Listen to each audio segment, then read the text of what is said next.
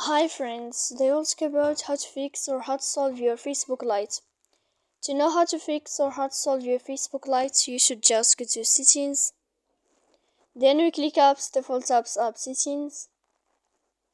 Here in this page you will enter to the window of Facebook Lite and you click.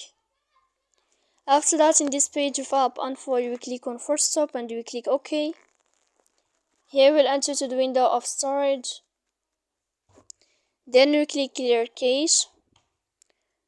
And in the end, you can turn off your phone. You can wait a moment to turn on your phone again. If it's not working with you, then you can turn off your phone. So please don't forget to support us by like and subscribe. See you next time in another video, and thank you for your attention and your watching. Goodbye.